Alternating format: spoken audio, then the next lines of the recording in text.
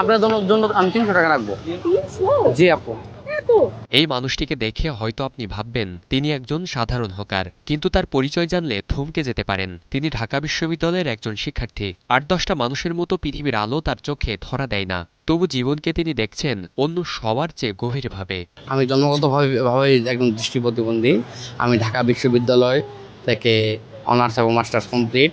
আমার শেষ হচ্ছে 18-19 বিশ্ব ধর্ম সংস্কৃতি বিভাগ, হাজী মোহাম্মদ মহসিন হল। কেউ চোখ থাকতেও খুঁজে পায় না পথ, আবার কেউ অন্ধকারের মধ্যেই নিজের আলো নিজেই তৈরি করে। মাসুদ রানা ঠিক তেমনই একজন মানুষ। দৃষ্টি প্রতিবন্ধী হয়েও থেমে থাকেননি তিনি। হাজারো বাধা, অবহেলা আর কঠিন বাস্তবতার সঙ্গে লড়াই করে পৌঁছে গেছেন দেশের সর্বোচ্চ বিদ্যাপীঠ ঢাকা বিশ্ববিদ্যালয়ে। প্রাচ্যের অক্সফোর্ড খ্যাত এই বিশ্ববিদ্যালয় থেকে শেষ করেছেন অনার্স ও মাস্টার্স। কিন্তু শিক্ষাজীবনের গণ্ডি পেরিয়ে যখন জীবনের বাস্তব অধ্যায় শুরু হলো, তখন তার জন্য অপেক্ষা করছিল এক নির্মম সত্য: মেলেনি কোনো চাকরি। আমি তো চাকরিতে কয়েক জায়গায় চেষ্টা করেছি, কিন্তু আমি মেরিট পারসন, আমার তো অর্থের প্রয়োজন। আমি কি করব?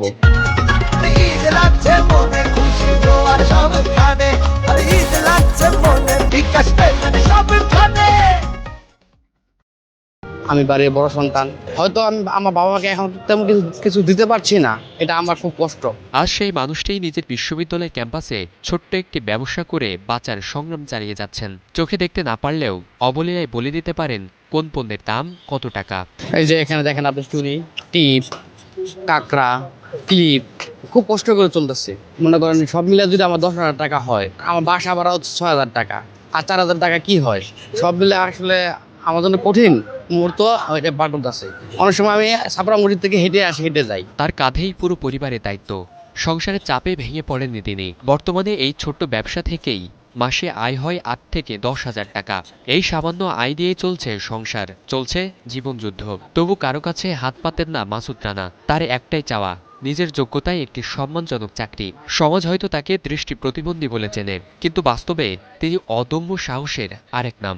যদি আল্লাহ যদি তৌফিক দেয়, আমি একটু উপরে লেভেলে যাচ্ছি, যোগাযোগ করছি।